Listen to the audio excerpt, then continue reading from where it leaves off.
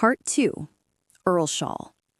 The next morning after breakfast, Joe put Merrylegs into the mistress's low chaise to take him to the vicarage. He came first and said goodbye to us, and Merrylegs neighed to us from the yard. Then John put the saddle on Ginger and the leading rein on me and rode us across the country about 15 miles to Earlshall Park, where the Earl of W. lived. There was a very fine house and a great deal of stabling. We went into the yard through a stone gateway, and John asked for Mr. York. It was some time before he came. He was a fine-looking, middle-aged man, and his voice said at once that he expected to be obeyed. He was very friendly and polite to John, and after giving us a slight look, he called a groom to take us to our boxes and invited John to take some refreshment. We were taken to a light, airy stable and placed in boxes adjoining each other, where we were rubbed down and fed. In about half an hour, John and Mr. York, who was to be our new coachman, came in to see us. "Now, Mr. Manley," he said, after carefully looking at us both, "I can see no fault in these horses, but we all know that horses have their peculiarities as well as men, and that sometimes they need different treatment. I should like to know if there is anything particular in either of these that you would like to mention." "Well," said John, "I don't believe there is a better pair of horses in the country, and right grieved I am to part with them. But they are not alike. The black one is the most perfect temper I ever knew." "I suppose he has never known a hard word or a blow since he was foaled, and all his pleasure seems to be to do what you wish. But the chestnut, I fancy, must have had bad treatment. We heard as much from the dealer. She came to us snappish and suspicious, but when she found what sort of place ours was, it all went off by degrees. For 3 years I have never seen the smallest sign of temper, and if she is well treated, there is not a better, more willing animal than she is. But she is naturally a more irritable constitution than the black horse. Flies tease her more. Anything wrong in the harness frets her more. And if she were ill-used or unfairly treated, she would not be unlikely to give tit for tat. You know that many high-mettled horses will do so." "Of course," said York, "I quite understand, but you know it is not easy in stables like these to have all the grooms just what they should be. I do my best, and there I must leave it. I'll remember what you have said about the mare." They were going out of the stable when John stopped and said, "I had better mention that we have never used the check-rein with either of them. The black horse never had one on, and the dealer said it was the gag-bit that spoiled the other's temper." "Well," said York, "if they come here they must wear the check-rein. I prefer a loose rein myself, and his lordship is always very reasonable about horses. But my lady, that's another thing. She will have style, and if her carriage horses are not reined up tight, she wouldn't look at them. I always stand out against the gag-bit, and shall do so, but that must be tight up when my lady rides." "I am sorry for it, very sorry," said John, "but I must go now, or I shall lose the train." He came round to each of us to pat and speak to us for the last time. His voice sounded very sad. I held my face close to him. That was all I could do to say goodbye, and then he was gone, and I have never seen him since. The next day, Lord W. came to look at us. He seemed pleased with our appearance. "I have great confidence in these horses," he said, "from the character my friend Mr. Gordon has given me of them. Of course, they are not a match in color, but my idea is that they will do very well for the carriage while we are in the country. Before we go to London, I must try to match Baron, the black horse. I believe is perfect for riding." York then told him what John had said about us. "Well," he said, "you must keep an eye to the mare and put the check-rein easy. I dare say they will do very well with a little humoring at first. I'll mention it to your lady." In the afternoon we were harnessed and put in the carriage, and as the stable clock struck 3, we were led round to the front of the house. It was all very grand and 3 or 4 times as large as the old house at Birtwick, but not half so pleasant, if a horse may have an opinion. 2 footmen were standing ready, dressed in drab livery with scarlet breeches and white stockings. Presently, we heard the rustling sound of silk as my lady came down the flight of stone steps. She stepped round to look at us. She was a tall, proud-looking woman and did not seem pleased about something, but she said nothing and got into the carriage. This was the first time of wearing a check rein, and I must say, though it certainly was a nuisance not to be able to get my head down now and then, it did not pull my head higher than I was accustomed to carry it. I felt anxious about Ginger, but she seemed to be quiet and content. The next day at 3 o'clock we were again at the door, and the footman as before.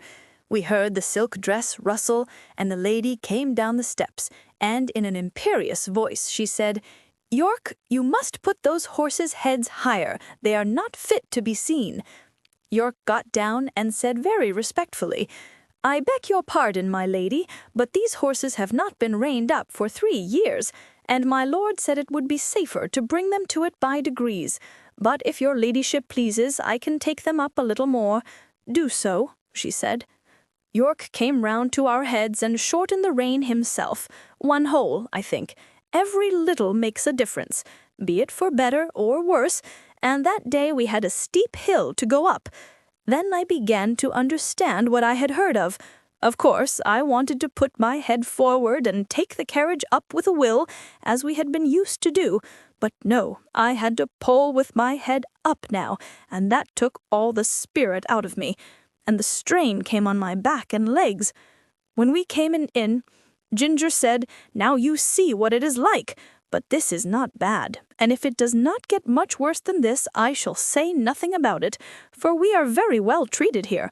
But if they strain me up tight, why, let 'em look out. I can't bear it, and I won't."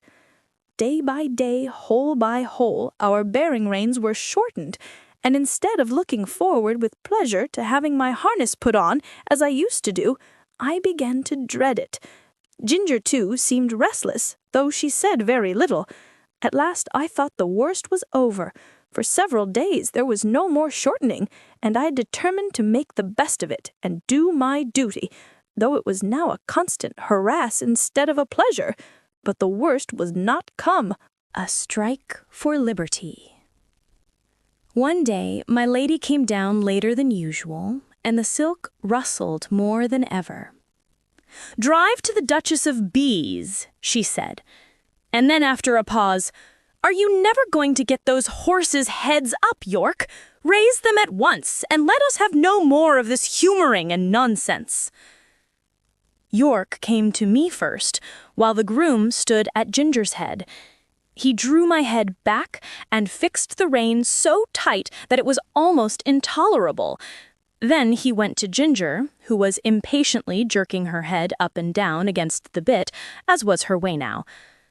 She had a good idea of what was coming, and the moment York took the rein off the terret in order to shorten it, she took her opportunity and reared up so suddenly that York had his nose roughly hit and his hat knocked off. The groom was nearly thrown off his legs. At once they both flew to her head, but she was a match for them, and went on plunging, rearing, and kicking in a most desperate manner. At last she kicked right over the carriage pole and fell down, after giving me a severe blow on my near quarter. There is no knowing what further mischief she might have done had not York promptly sat himself down flat on her head to prevent her struggling, at the same time calling out, "Unbuckle the black horse! Run for the winch and unscrew the carriage pole! Cut the trace here, somebody, if you can't unhitch it!"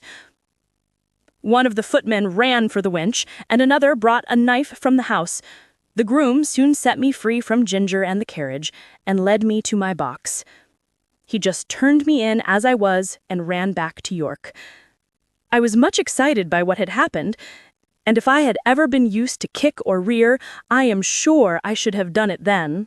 But I never had, and there I stood, angry, sore in my leg, my head still strained up to the terret on the saddle, and no power to get it down. I was very miserable and felt much inclined to kick the first person who came near me. Before long, however, Ginger was led in by 2 grooms, a good deal knocked about and bruised. York came with her and gave his orders, and then came to look at me. In a moment he let down my head. "Confound these check-reins," he said to himself.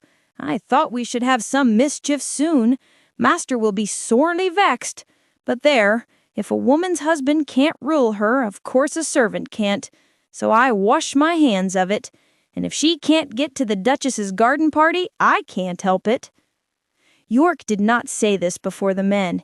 He always spoke respectfully when they were by. Now he felt me all over, and soon found the place above my hock where I had been kicked. It was swelled and painful. He ordered it to be sponged with hot water, and then some lotion was put on. Lord W. was much put out when he learned what had happened. He blamed York for giving way to his mistress, to which he replied that in future he would much prefer to receive his orders only from his lordship. But I think nothing came of it, for things went on the same as before. I thought York might have stood up better for his horses, but perhaps I'm no judge. Ginger was never put into the carriage again, but when she was well of her bruises, one of the Lord W.'s younger sons said he should like to have her. He was sure she would make a good hunter. As for me, I was obliged still to go in the carriage, and had a fresh partner called Max. He had always been used to the tight rein. I asked him how it was he bore it. "Well," he said, "I bear it because I must. But it is shortening my life, and it will shorten yours too, if you have to stick to it." "Do you think," I said, "that our masters know how bad it is for us?" "I can't say," he replied, "but the dealers and the horse doctors know it very well. I was at a dealer's once who was training me and another horse to go as a pair. He was getting our heads up, as he said, a little higher and a little higher every day. A gentleman who was there asked him why he did so. "Because," said he, "people won't buy them unless we do. The London people always want their horses to carry their heads high and to step high. Of course, it is very bad for the horses, but then it is good for trade. The horses soon wear up or get diseased, and they come for another pair." "That," said Max, "is what he said in my hearing, and you can judge for yourself.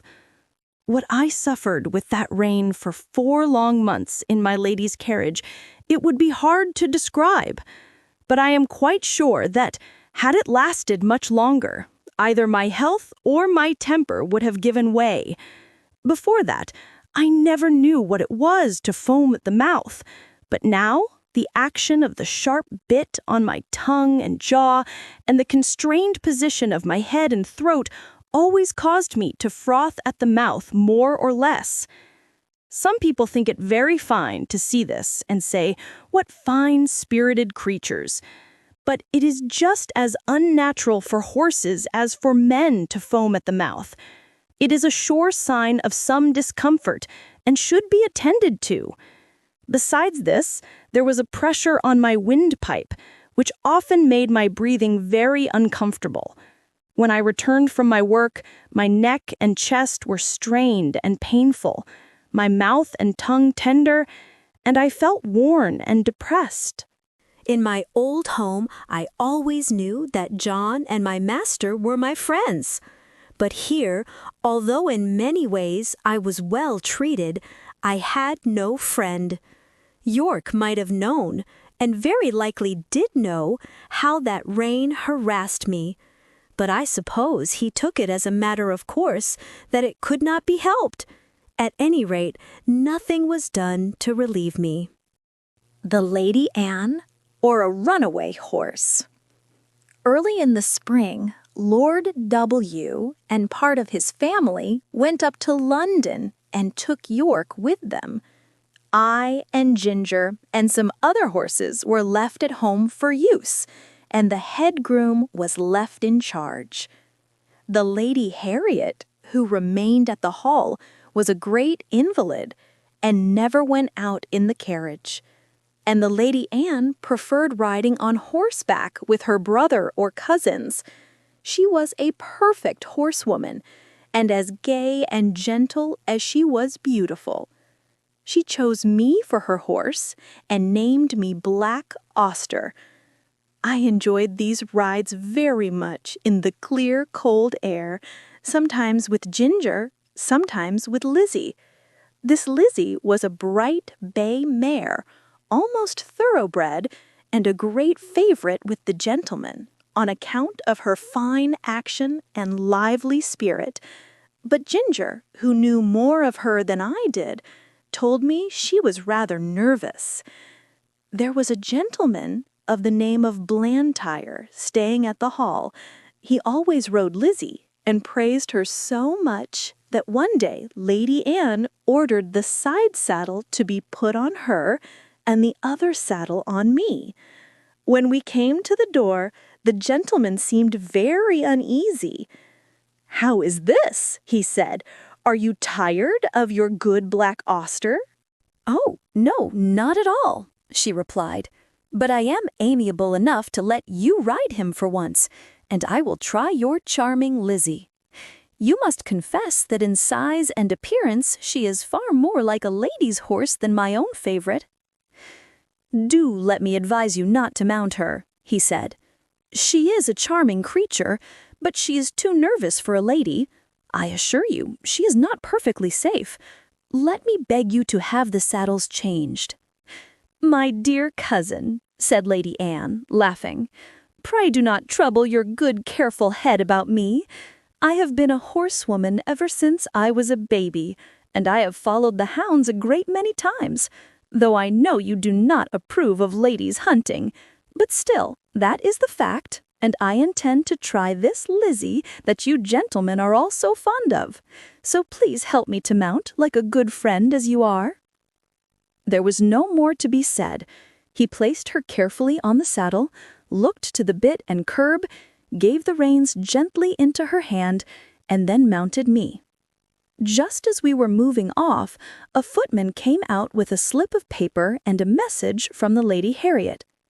Would they ask this question for her at Dr. Ashley's and bring the answer? The village was about a mile off, and the doctor's house was the last in it. We went along gaily enough till we came to his gate. There was a short drive up to the house between tall evergreens. Blantyre alighted at the gate and was going to open it for Lady Anne, but she said, "I will wait for you here, and you can hang Auster's rein on the gate." He looked at her doubtfully. "I will not be 5 minutes," he said. "Oh, do not hurry yourself. Lizzie and I shall not run away from you." He hung my rein on one of the iron spikes and was soon hidden among the trees.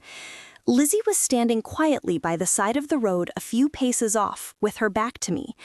My young mistress was sitting easily with a loose rein, humming a little song. I listened to my rider's footsteps until they reached the house and heard him knock at the door. There was a meadow on the opposite side of the road, the gate of which stood open. Just then some cart horses and several young colts came trotting out in a very disorderly manner, while a boy behind was cracking a great whip. The colts were wild and frolicsome, and one of them bolted across the road and blundered up against Lizzie's hind legs. And whether it was the stupid colt or the loud cracking of the whip, or both together, I cannot say, but she gave a violent kick and dashed off into a headlong gallop. It was so sudden that Lady Anne was nearly unseated, but she soon recovered herself. I gave a loud, shrill neigh for help. Again and again I neighed, pawing the ground impatiently and tossing my head to get the rein loose. I had not long to wait. Blantyre came running to the gate. He looked anxiously about and just caught sight of the flying figure, now far away on the road. In an instant he sprang to the saddle. I needed no whip, no spur, for I was as eager as my rider. He saw it, and giving me a free rein and leaning a little forward, we dashed after them. For about 1.5 miles, the road ran straight and then bent to the right, after which it divided into 2 roads. Long before we came to the bend, she was out of sight. Which way had she turned? A woman was standing at her garden gate, shading her eyes with her hand and looking eagerly up the road. Scarcely drawing the rein, Blantyre shouted, "Which way?" "To the right," cried the woman, pointing with her hand. And away we went up the right-hand road. Then, for a moment, we caught sight of her. Another bend, and she was hidden again. Several times we caught glimpses, and then lost them. We scarcely seemed to gain ground upon them at all. An old road mender was standing near a heap of stones, his shovel dropped and his hands raised. As we came near, he made a sign to speak. Blantyre drew the rein a little. To the common, sir. She has turned off there." I knew this common very well. It was for the most part very uneven ground, covered with heather and dark green furze bushes, with here and there a scrubby old thorn tree. There were also open spaces of fine short grass, with anthills and mole turns everywhere, the worst place I ever knew for a headlong gallop. We had hardly turned on the common when we caught sight again of the green habit flying on before us. My lady's hat was gone, and her long brown hair was streaming behind her.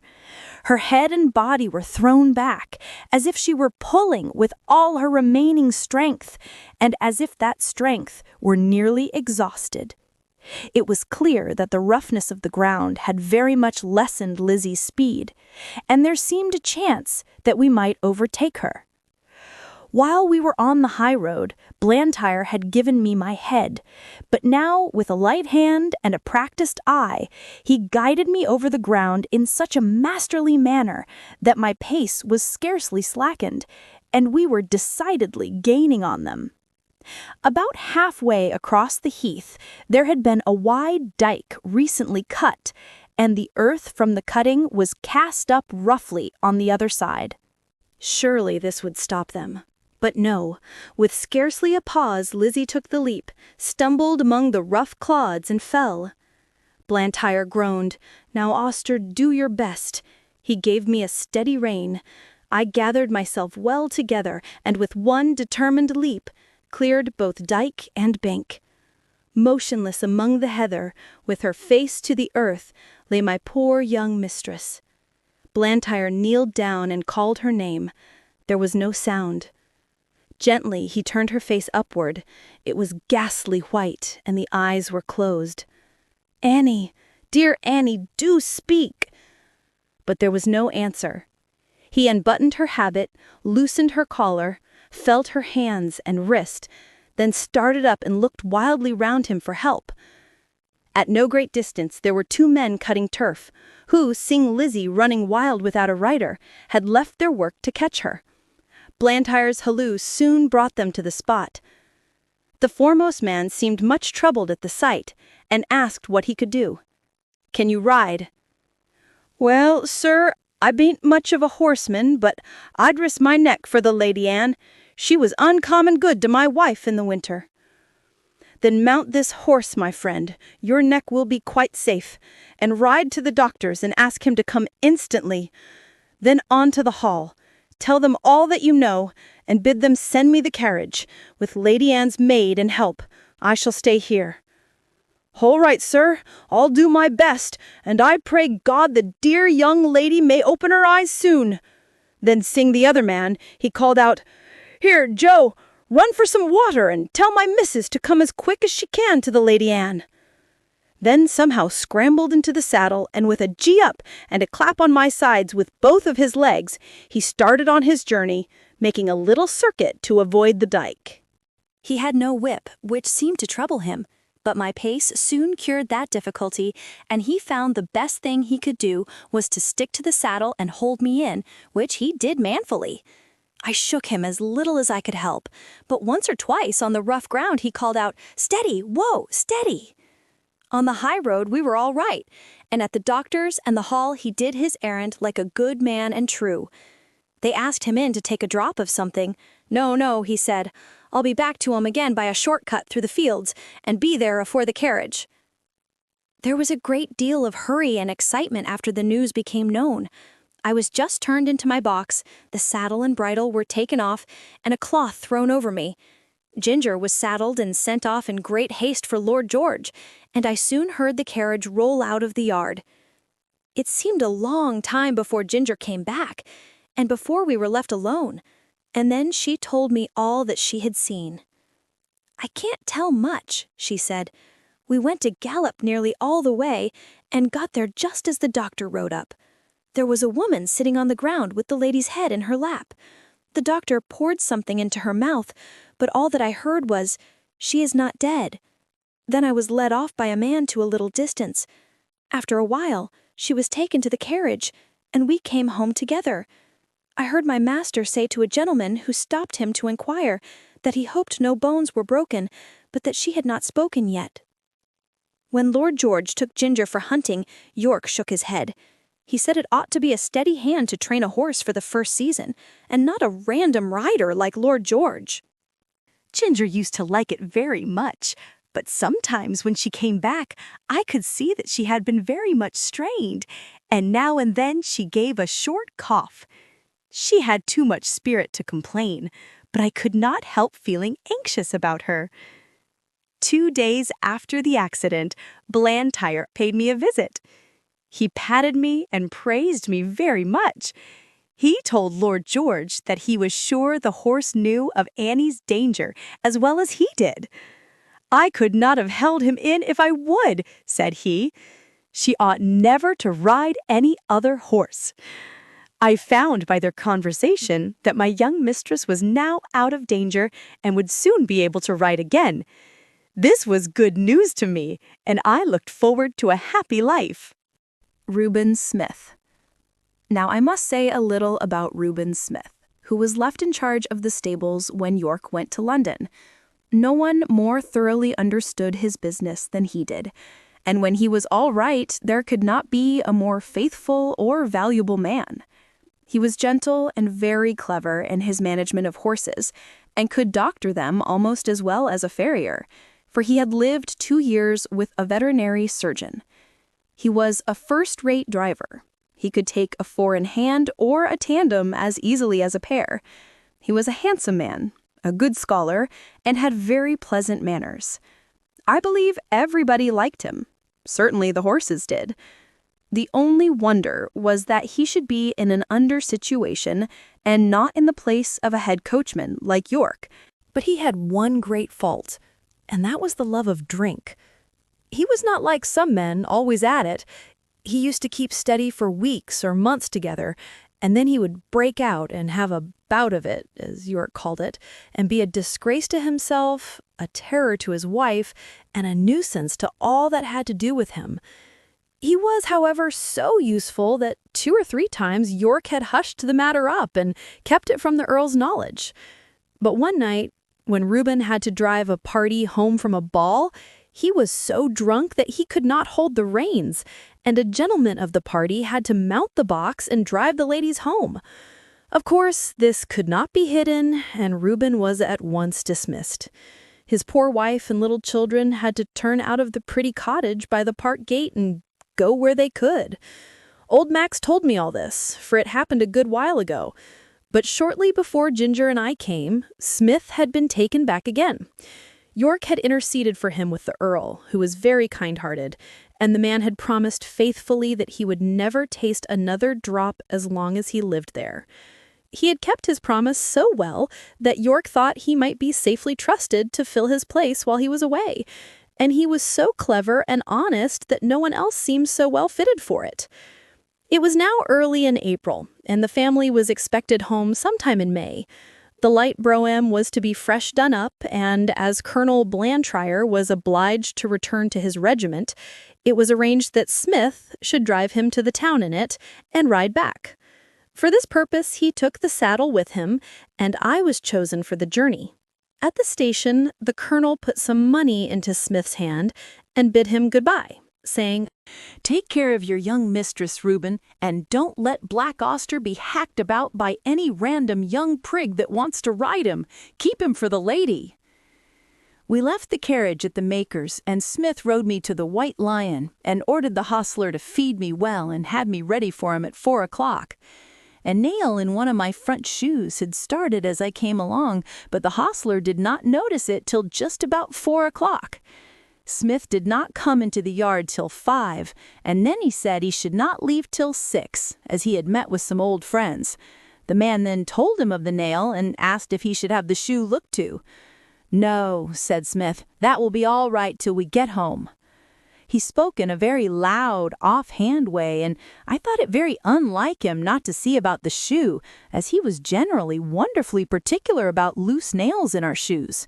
He did not come at 6, nor 7, nor 8, and it was nearly 9 o'clock before he called for me, and then it was with a loud, rough voice.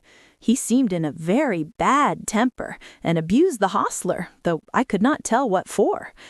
The landlord stood at the door and said, "Have a care, Mr. Smith." But he answered angrily with an oath, and almost before he was out of the town, he began to gallop, frequently giving me a sharp cut with his whip, though I was going at full speed. The moon had not yet risen, and it was very dark. The roads were stony, having been recently mended. Going over them at this pace, my shoe became looser, and as we neared the turnpike gate, it came off. If Smith had been in his right senses, he would have been sensible of something wrong in my pace, but he was too drunk to notice. Beyond the turnpike was a long piece of road, upon which fresh stones had just been laid, large, sharp stones, over which no horse could be driven quickly without risk of danger. Over this road, with one shoe gone, I was forced to gallop at my utmost speed, my rider meanwhile cutting into me with his whip and with wild curses urging me to go still faster. Of course, my shoeless foot suffered dreadfully. The hoof was broken and split down to the very quick, and the inside was terribly cut by the sharpness of the stones. This could not go on. No horse could keep his footing under such circumstances.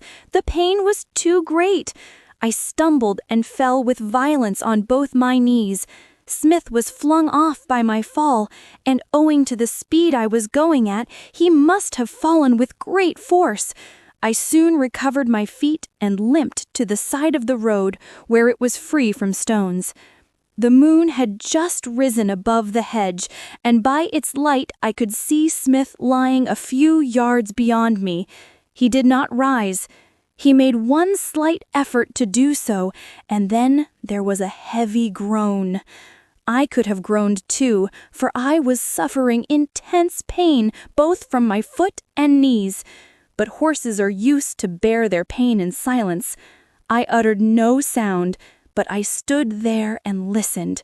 One more heavy groan from Smith, but though he now lay in the full moonlight, I could see no motion. I could do nothing for him nor myself, but oh, how I listened for the sound of horse or wheels or footsteps. The road was not much frequented, and at this time of the night we might stay for hours before help came to us. I stood watching and listening. It was a calm, sweet April night.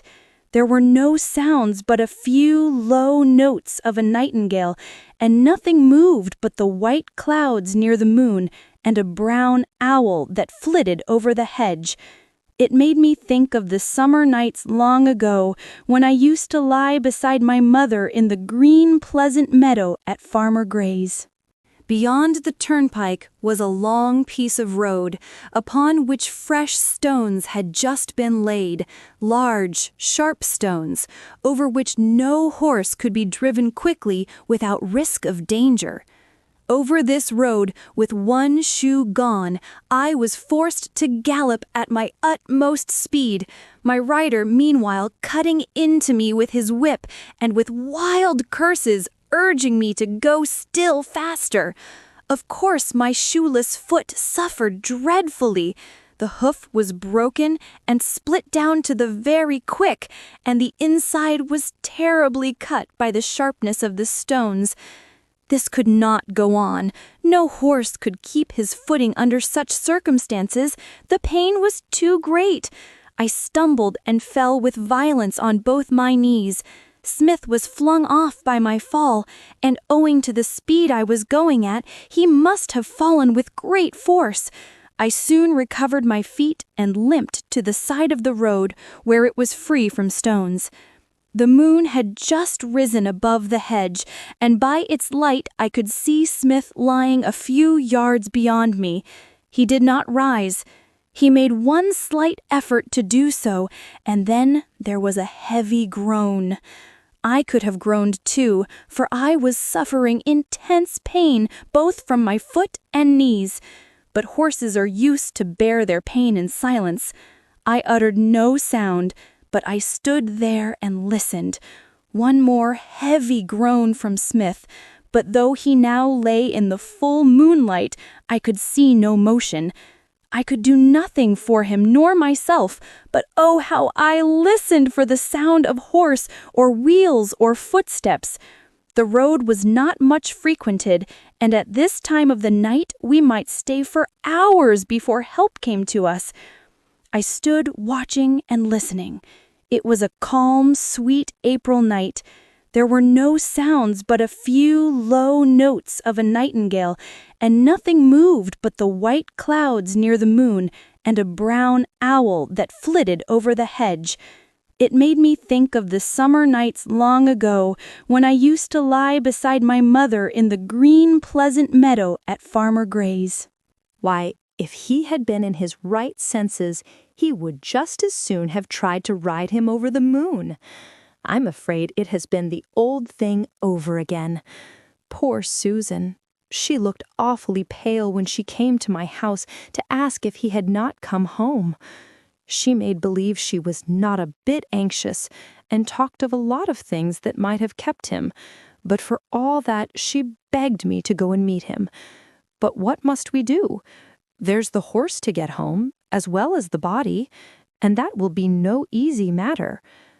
Then followed a conversation between them, till it was agreed that Robert, as the groom, should lead me, and that Ned must take the body. It was a hard job to get it into the dog-cart, for there was no one to hold Ginger, but she knew as well as I did what was going on, and stood as still as a stone.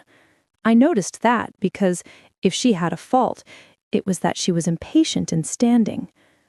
Ned started off very slowly with his sad load, and Robert came and looked at my foot again. Then he took his handkerchief and bound it closely round, and so he led me home. I shall never forget that night walk. It was more than 3 miles. Robert led me on very slowly, and I limped and hobbled on as well as I could with great pain. I am sure he was sorry for me, for he often patted and encouraged me, talking to me in a pleasant voice. At last, I reached my own box and had some corn. And after Robert had wrapped up my knees in wet cloths, he tied up my foot in a bran poultice to draw out the heat and cleanse it before the horse doctor saw it in the morning, and I managed to get myself down on the straw and slept in spite of the pain. The next day, after the farrier had examined my wounds, he said he hoped the joint was not injured, and if so, I should not be spoiled for work, but I should never lose the blemish. I believe they did the best to make a good cure, but it was a long and painful one. Proud flesh, as they called it, came up in my knees and was burned out with caustic. And when at last it was healed, they put a blistering fluid over the front of both knees to bring all the hair off. They had some reason for this, and I suppose it was all right. As Smith's death had been so sudden and no one was there to see it, there was an inquest held. The landlord and hostler at the White Lion, with several other people, gave evidence that he was intoxicated when he started from the inn.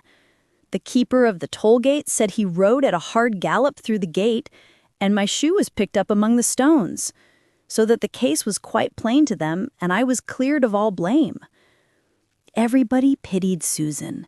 She was nearly out of her mind. She kept saying over and over again, "Oh, he was so good, so good. It was all that cursed drink. Why will they sell that cursed drink? Oh, Reuben, Reuben."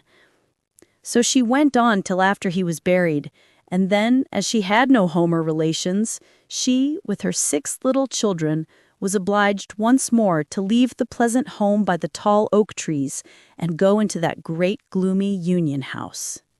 Ruined and going downhill. As soon as my knees were sufficiently healed, I was turned into a small meadow for a month or 2. No other creature was there, and though I enjoyed the liberty and the sweet grass, yet I had been so long used to society that I felt very lonely. Ginger and I had become fast friends, and now I missed her company extremely. I often neighed when I heard horses' feet passing in the road, but I seldom got an answer. Till one morning the gate was opened, and who should come in but dear old Ginger. The man slipped off her halter and left her there. With a joyful whinny, I trotted up to her. We were both glad to meet, but I soon found that it was not for our pleasure that she was brought to be with me. Her story would be too long to tell, but the end of it was that she had been ruined by hard riding and was now turned off to see what rest would do. Lord George was young and would take no warning. He was a hard rider and would hunt whenever he could get the chance, quite careless of his horse. Soon after I left the stable, there was a steeplechase, and he determined to ride. Though the groom told him she was a little strained and was not fit for the race, he did not believe it, and on the day of the race urged Ginger to keep up with the foremost riders. With her high spirit, she strained herself to the utmost. She came in with the first 3 horses, but her wind was touched, besides which she was too heavy for her, and her back was strained. "And so," she said, "here we are, ruined in the prime of our youth and strength, you by a drunkard, and I by a fool. It is very hard." We both felt in ourselves that we were not what we had been. However, that did not spoil the pleasure we had in each other's company. We did not gallop about as we once did, but we used to feed and lie down together and stand for hours under one of the shady lime trees with our heads close to each other. And so we passed our time till the family returned from town. One day we saw the Earl come into the meadow, and York was with him. Seeing who it was, we stood still under our lime tree and let them come up to us. They examined us carefully. The Earl seemed much annoyed. "There is 300 pounds flung away for no earthly use," said he. "But what I care most for is that these horses of my old friend, who thought they would find a good home with me, are ruined. The mare shall have a 12 months' run, and we shall see what that will do for her. But the black one, he must be sold. It's a great pity, but I could not have knees like these in my stables." "No, my lord, of course not," said York. "But he might get a place where appearance is not of much consequence, and still be well treated. I know a man in Bath, the master of some livery stables, who often wants a good horse at a low figure. I know he looks well after his horses. The inquest cleared the horse's character, and your lordship's recommendation, or mine, would be sufficient warrant for him. You had better write to him, York. I should be more particular about the place than the money he would fetch." After this they left us. "They'll soon take you away," said Ginger, "and I shall lose the only friend I have, and most likely we shall never see each other again. 'Tis a hard world." About a week after this, Robert came into the field with a halter, which he slipped over my head and led me away. There was no leave-taking of Ginger. We neighed to each other as I was led off, and she trotted anxiously along by the hedge, calling to me as long as she could hear the sound of my feet. Through the recommendation of York, I was bought by the master of the livery stables. I had to go by train, which was new to me, and required a good deal of courage the first time. But as I found the puffing, rushing, whistling, and more than all, the trembling of the horse box in which I stood did me no real harm, I soon took it quietly. When I reached the end of my journey, I found myself in a tolerably comfortable stable and well attended to. These stables were not so airy and pleasant as those I had been used to. The stalls were laid on a slope instead of being level, and as my head was kept tied to the manger, I was obliged always to stand on the slope, which was very fatiguing. Men do not seem to know yet that horses can do more work if they can stand comfortably and can turn about. However, I was well fed and well cleaned, and on the whole, I think our master took as much care of us as he could. He kept a good many horses and carriages of different kinds for hire. Sometimes his own men drove them. At others, the horse and chaise were let to gentlemen or ladies who drove themselves. A job horse and his drivers. Hitherto, I had always been driven by people who at least knew how to drive. But in this place, I was to get my experience of all the different kinds of bad and ignorant driving to which we horses are subjected. For I was a job horse, and was let out to all sorts of people who wished to hire me, and as I was good-tempered and gentle, I think I was oftener let out to the ignorant drivers than some of the other horses, because I could be depended upon. It would take a long time to tell of all the different styles in which I was driven, but I will mention a few of them. First, there were the tight-rein drivers, men who seemed to think that all depended on holding the reins as hard as they could, never relaxing the pull on the horse's mouth or giving him the least liberty of movement. They are always talking about keeping the horse well in hand and holding a horse up, just as if a horse was not made to hold himself up. Some poor, broken-down horses, whose mouths have been made hard and insensible by just such drivers as these, may perhaps find some support in it, but for a horse who can depend upon his own legs and who has a tender mouth and is easily guided, it is not only tormenting, but it is stupid. Then there are the loose-rein drivers, who let the reins lie easily on our backs and their own hand rest lazily on their knees. Of course, such gentlemen have no control over a horse if anything happens suddenly. If a horse shies or starts or stumbles, they are nowhere and cannot help the horse or themselves till the mischief is done. Of course, for myself, I had no objection to it, as I was not in the habit either of starting or stumbling, and had only been used to depend on my driver for guidance and encouragement. Still, one likes to feel the rein a little in going downhill, and likes to know that one's driver is not gone to sleep. Besides, a slovenly way of driving gets a horse into bad and often lazy habits, and when he changes hands, he has to be whipped out of them with more or less pain and trouble. Squire Gordon always kept us to our best paces and our best manners. He said that spoiling a horse and letting him get into bad habits was just as cruel as spoiling a child, and both had to suffer for it afterward. Besides, these drivers are often careless altogether and will attend to anything else more than their horses. I went out in the phaeton one day with one of them. He had a lady and 2 children behind. He flopped the reins about as we started, and of course gave me several unmeaning cuts with the whip, though I was fairly off. There had been a good deal of road mending going on, and even where the stones were not freshly laid down, there were a great many loose ones about. My driver was laughing and joking with the lady and the children, and talking about the country to the right and the left. But he never thought it worthwhile to keep an eye on his horse, or to drive on the smoothest parts of the road. And so it easily happened that I got a stone in one of my forefeet. Now, if Mr. Gordon or John, or in fact any good driver, had been there, he would have seen that something was wrong before I had gone 3 paces. Or even if it had been dark, a practiced hand would have felt by the rain that there was something wrong in the step, and they would have got down and picked out the stone.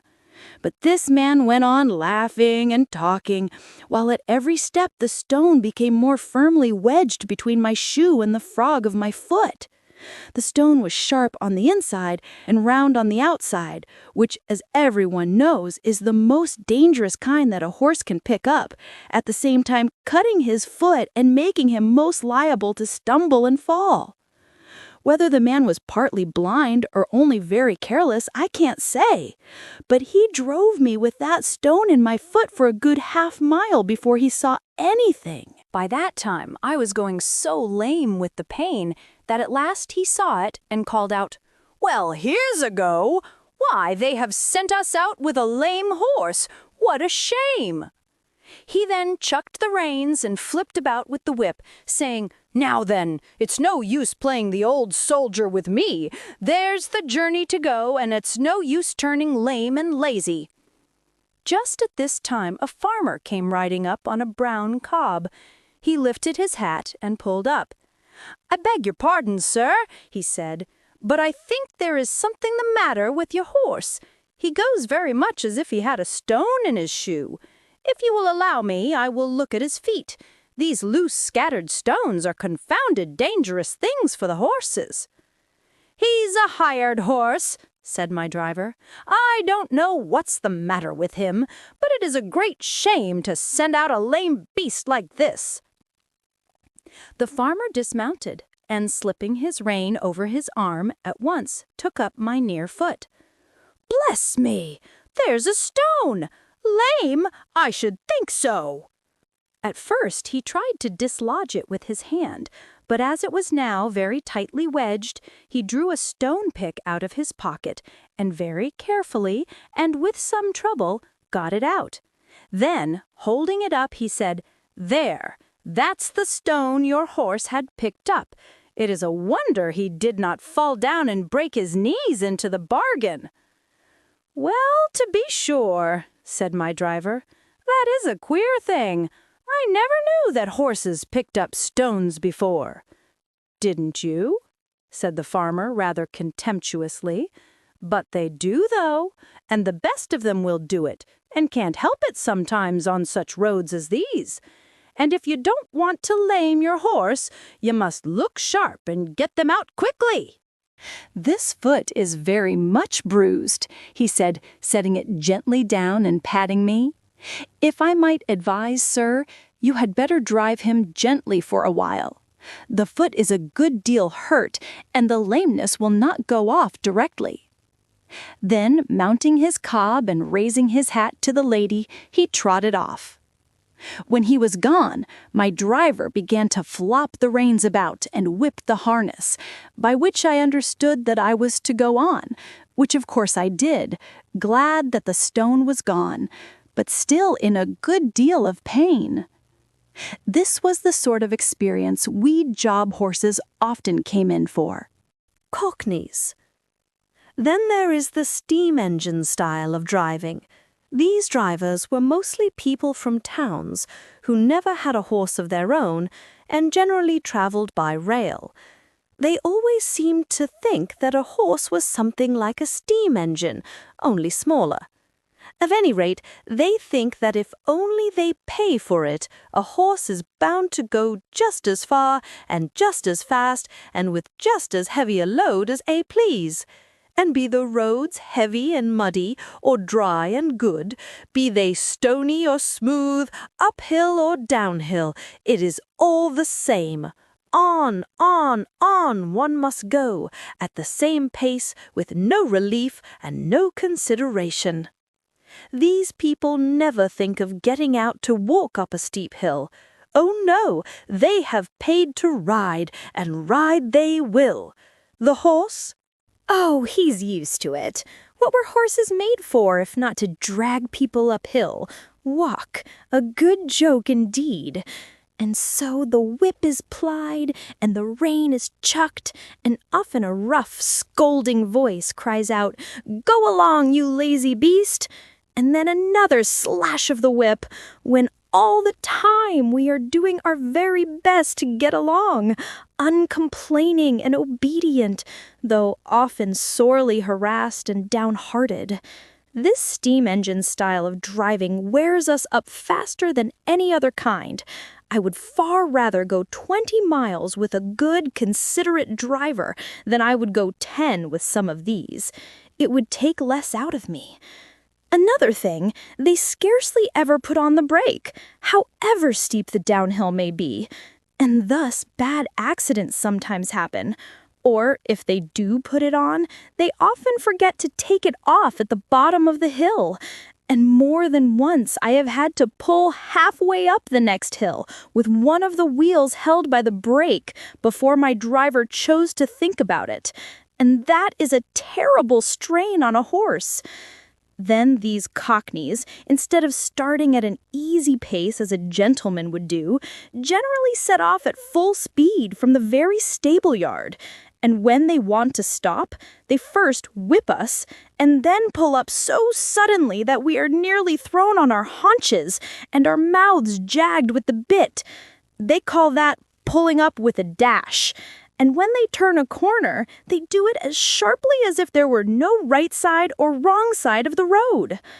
I well remember one spring evening, I and Rory had been out for the day.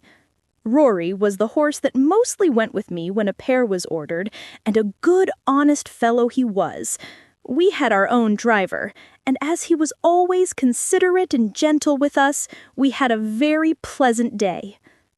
We were coming home at a good, smart pace, about twilight. Our road turned sharp to the left, but as we were close to the hedge on our own side, and there was plenty of room to pass, our driver did not pull us in.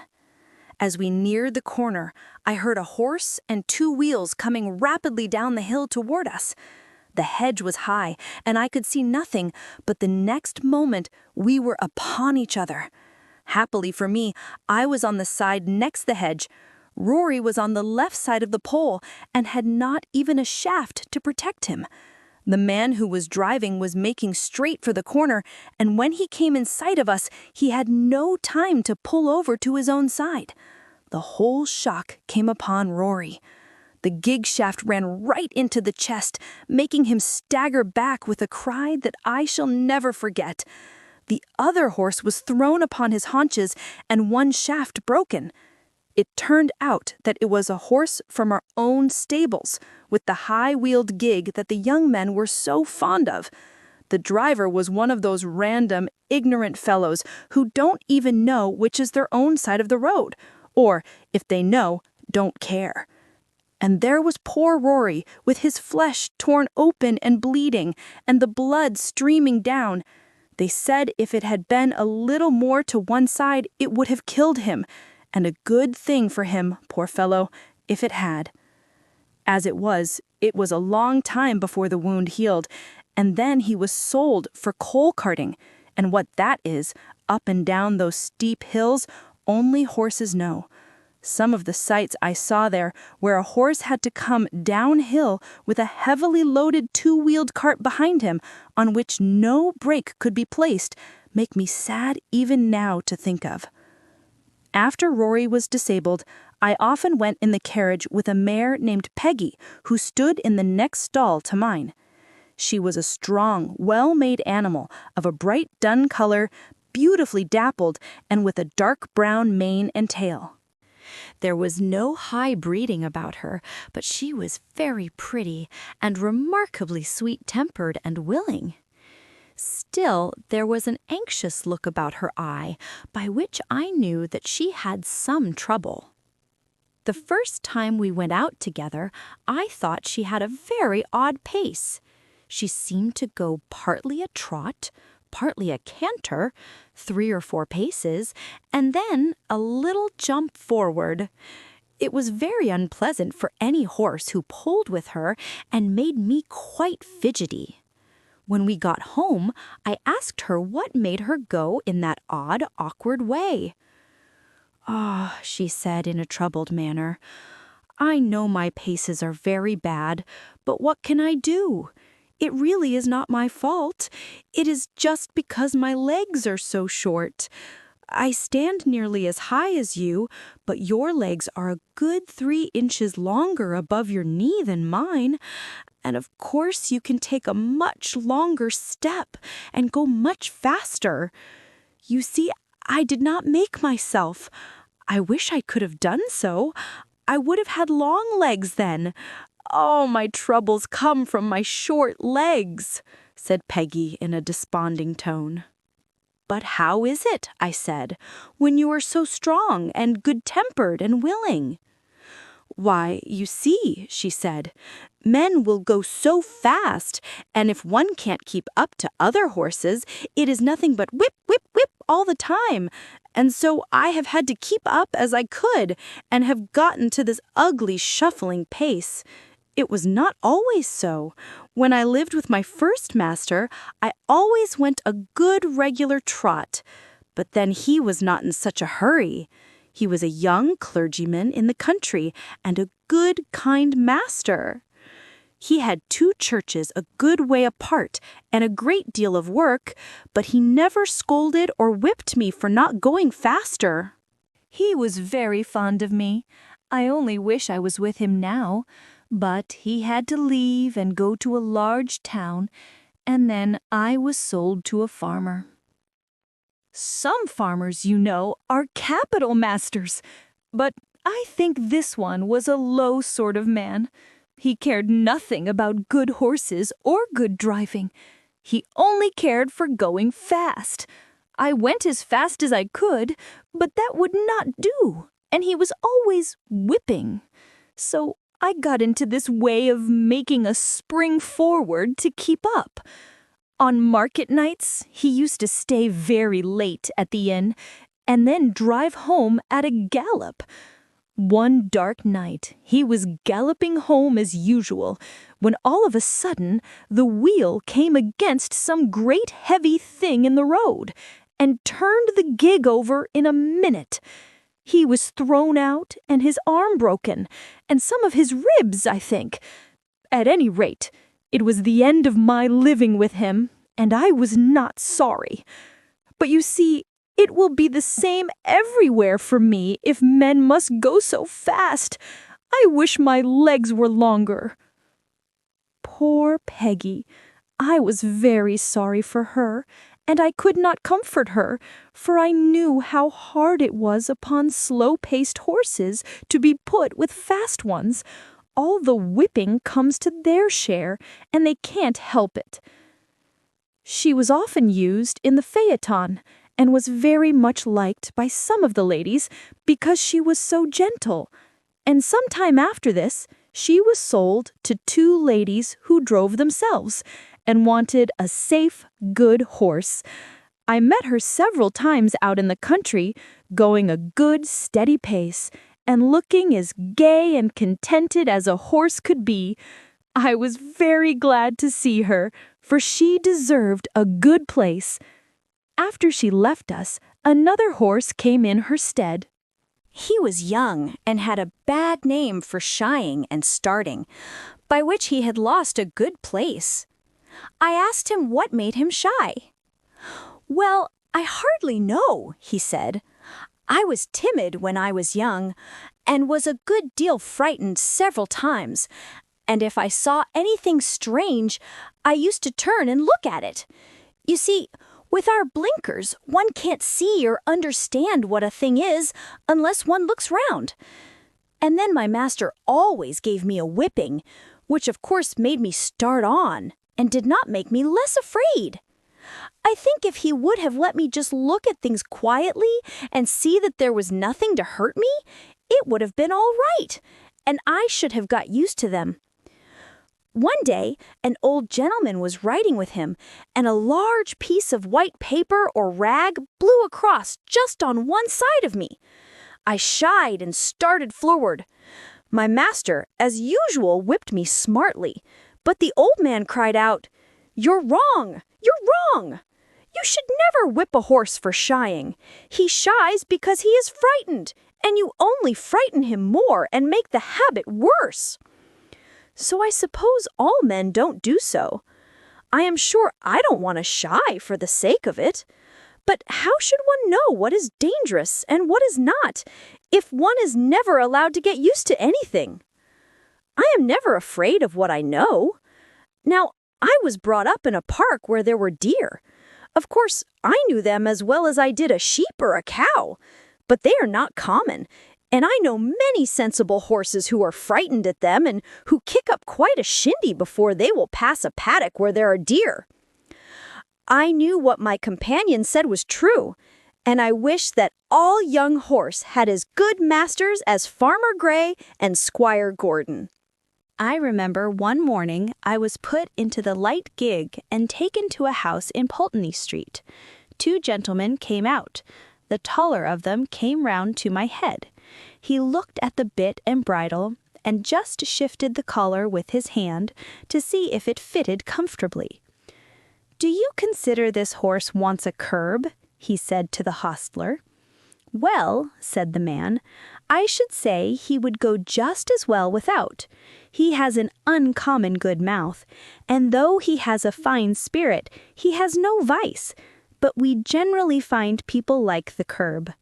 "I don't like it," said the gentleman. "Be so good as to take it off, and put the rein in at the cheek.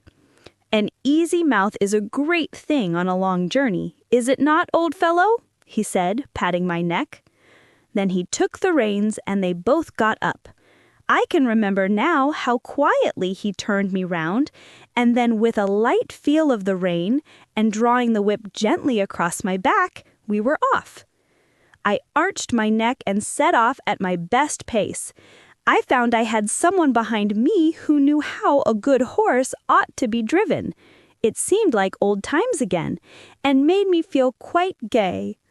This gentleman took a good liking to me, and after trying me several times with the saddle, he prevailed upon my master to sell me to a friend of his, who wanted a safe, pleasant horse for riding. And so it came to pass that in the summer I was sold to Mr. Barry. A thief. My new master was an unmarried man. He lived at Bath and was much engaged in business. His doctor advised him to take horse exercise, and for this purpose he bought me. He hired a stable a short distance from his lodgings and engaged a man named Filcher as groom. My master knew very little about horses, but he treated me well, and I should have had a good and easy place but for circumstances of which he was ignorant. He ordered the best hay with plenty of oats, crushed beans, and bran, with vetches or ryegrass, as the man might think needful.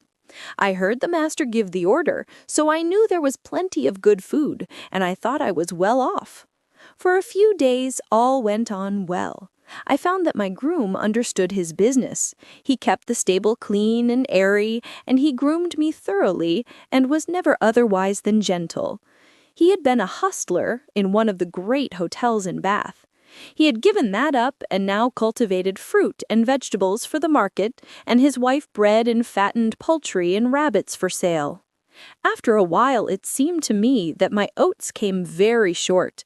I had the beans, but bran was mixed with them instead of oats, of which there were very few, certainly not more than a quarter of what there should have been. In 2 or 3 weeks this began to tell upon my strength and spirits. The grass food, though very good, was not the thing to keep up my condition without corn. However, I could not complain, nor make known my wants. So it went on for about 2 months, and I wondered that my master did not see that something was the matter. However, one afternoon, he rode out into the country to see a friend of his, a gentleman farmer who lived on the road to Wells. This gentleman had a very quick eye for horses, and after he had welcomed his friend, he said, casting his eye over me, "It seems to me, Barry, that your horse does not look so well as he did when you first had him. Has he been well?" "Yes, I believe so," said my master, "but he is not nearly so lively as he was. My groom tells me that horses are always dull and weak in the autumn, and that I must expect it." "Autumn? Fiddlesticks," said the farmer. "Why, this is only August, and with your light work and good food, he ought not to go down like this, even if it was autumn. How do you feed him?" My master told him. The other shook his head slowly and began to feel me over. I can't say who eats your corn, my dear fellow, but I am much mistaken if your horse gets it. Have you ridden very fast? No, very gently. Then just put your hand here, said he, passing his hand over my neck and shoulder. He is as warm and damp as a horse just come up from grass. I advise you to look into your stable a little more. I hate to be suspicious, and thank heaven I have no cause to be, for I can trust my men present or absent. But there are mean scoundrels wicked enough to rob a dumb beast of his food. You must look into it. And turning to his man who had come to take me, give this horse a right good feed of bruised oats and don't stint him. Dumb beasts. Yes, we are. But if I could have spoken, I could have told my master where his oats went to. My groom used to come every morning about 6 o'clock, and with him a little boy who always had a covered basket with him. He used to go with his father into the harness room where the corn was kept, and I could see them. When the door stood ajar, fill a little bag with oats out of the bin, and then he used to be off. 5 or 6 mornings after this, just as the boy had left the stable, the door was pushed open, and a policeman walked in, holding the child tight by the arm. Another policeman followed and locked the door on the inside, saying, "Show me the place where your father keeps his rabbit's food." The boy looked very frightened and began to cry, but there was no escape, and he led the way to the corn bin. Here the policeman found another empty bag like that which was found full of oats in the boy's basket. Filcher was cleaning my feet at the time, but they soon saw him, and though he blustered a good deal, they walked him off to the lockup, and his boy with him. I heard afterward that the boy was not held to be guilty, but the man was sentenced to prison for 2 months. A humbug. My master was not immediately suited, but in a few days my new groom came. He was a tall, good-looking fellow enough, but if ever there was a humbug in the shape of a groom, Alfred Smirk was the man. He was very civil to me and never used me ill. In fact, he did a great deal of stroking and patting when his master was there to see it. He always brushed my mane and tail with water and my hooves with oil before he brought me to the door to make me look smart. But as to cleaning my feet or looking to my shoes or grooming me thoroughly, he thought no more of that than if I had been a cow. He left my bit rusty, my saddle damp, and my crupper stiff. Alfred Smirk considered himself very handsome.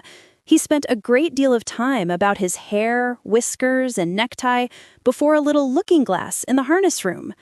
When his master was speaking to him, it was always, yes, sir," touching his hat at every word. And everyone thought he was a very nice young man, and that Mr. Barry was very fortunate to meet with him. I should say he was the laziest, most conceited fellow I ever came near. Of course, it was a great thing not to be ill-used. But then, a horse wants more than that. I had a loose box and might have been very comfortable if he had not been too indolent to clean it out. He never took all the straw away, and the smell from what lay underneath was very bad, while the strong vapors that rose made my eyes smart and inflame, and I did not feel the same appetite for my food. One day, his master came in and said, "Alfred, the stable smells rather strong. Should not you give that stall a good scrub and throw down plenty of water?" "Well, sir," he said, touching his cap, "I'll do so if you please, sir. But it is rather dangerous, sir, throwing down water in a horse's box. They are very apt to take cold, sir. I should not like to do him an injury, but I'll do it if you please, sir." "Well," said his master, "I should not like him to take cold, but I don't like the smell of this stable. Do you think the drains are all right?" "Well, sir, now you mention it, I think the drain does sometimes send back a smell. "There may be something wrong, sir." "Then send for the bricklayer and have it seen to," said his master. "Yes, sir, I will." The bricklayer came and pulled up a great many bricks, but found nothing amiss, so he put down some lime and charged the master 5 shillings, and the smell in my box was as bad as ever. But that was not all. Standing as I did on a quantity of moist straw, my feet grew unhealthy and tender, and the master used to say, "I don't know what is the matter with this horse. He goes very fumble-footed. I am sometimes afraid he will stumble." "Yes, sir," said Alfred. "I have noticed the same myself when I have exercised him." Now the fact was that he hardly ever did exercise me, and when the master was busy, I often stood for days together without stretching my legs at all, and yet being fed just as high as if I were at hard work. This often disordered my health, and made me sometimes heavy and dull, but more often restless and feverish. He never even gave me a meal of green food or a bran mash, which would have cooled me, for he was altogether as ignorant as he was conceited. And then, instead of exercise or change of food, I had to take horse balls and draughts, which, beside the nuisance of having them poured down my throat, used to make me feel ill and uncomfortable. One day, my feet were so tender that, trotting over some fresh stones with my master on my back, I made 2 such serious stumbles that as he came down Lansdowne into the city, he stopped at the farrier's and asked him to see what was the matter with me. The man took up my feet one by one and examined them. Then, standing up and dusting his hands one against the other, he said, "Your horse has got the thrush, and badly, too. His feet are very tender. It is fortunate that he is not bent down. I wonder your groom has not seen to it before. This is the sort of thing we find in fowl stables, where the litter is never properly cleaned out. If you will send him here tomorrow, I will attend to the hoof, and I will direct your man how to apply the liniment which I will give him." The next day, I had my feet thoroughly cleansed and stuffed with tow soaked in some strong lotion, and an unpleasant business it was. The farrier ordered all the litter to be taken out of my box day by day, and the floor kept very clean. Then I was to have bran mashes, a little green food, and not so much corn, till my feet were well again. With this treatment, I soon regained my spirits. But Mr. Barry was so much disgusted at being twice deceived by his grooms that he determined to give up keeping a horse and to hire when he wanted one. I was therefore kept till my feet were quite sound and was then sold again.